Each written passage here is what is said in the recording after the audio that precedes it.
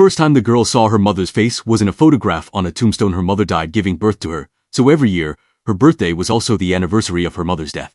Before she passed away, her mother had prepared 18 gifts, asking her husband to give them to their daughter on each birthday, one gift per year. From teddy bears to pop-up books to bicycles, each one was beautiful, but the girl grew more and happy. She didn't want any gifts, she just wanted her mom back, and even this year's expensive piano didn't interest her at all. Today was her 18th birthday, which meant her mother's final gift and a big birthday party awaited her. But she felt utterly exhausted and refused to attend. So she walked alone down the street, randomly flagged down a stranger's car, and followed the man inside to a bar only to find out Nick was her father's friend. When he learned Annie had run away, he immediately wanted to call her dad, so Annie quickly left the bar and fled to the roadside, where she was accidentally hit by an oncoming car. Rain again pouring from the sky, and a woman stepped out of the car. In that moment, Annie saw the woman looked exactly like her deceased mother, leaving her staring in shock. The woman helped her into the car, planning to take her home first. And when the car pulled up to the house, Annie was stunned it was her own home. Walking inside, she found everything had completely changed.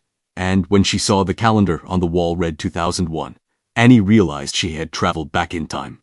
The woman before her was her deceased mother, and she herself hadn't been born yet. Fighting back her shock, she hid in the bathroom to calm herself down.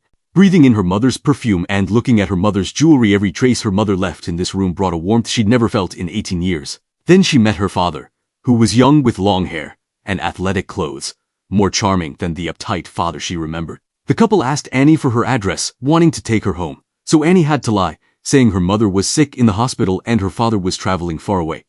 Seeing how pitiful Annie seemed, they could only let her stay temporarily. That night, Annie found medical records in a drawer. Her mother already had cancer at this time, but was hiding it from her father. Annie's mother knew she didn't have much time left, so she planned to prepare 18 gifts for her unborn daughter, and asked Annie to help her choose. At the music store, her mother fell in love with a piano, but Annie quickly discouraged her, saying piano was too hard to learn and recommending drums instead. After thinking it over, her mother agreed to switch to drums, which made Annie very excited. Soon, her father threw her mother a wedding ceremony. But after the laughter and joy, her mother's condition worsened. She coughed constantly in the bathroom, blood staining her wedding dress red. She had reached her final moments, but the 18th gift still wasn't ready. Finally, her mother chose a deep blue dress, saying it symbolized her daughter growing into an elegant young woman. But Annie said this style would be out of fashion in 18 years and her daughter wouldn't like it. Her mother asked, "How do you know?" But she didn't realize the girl before her was her daughter from 18 years later.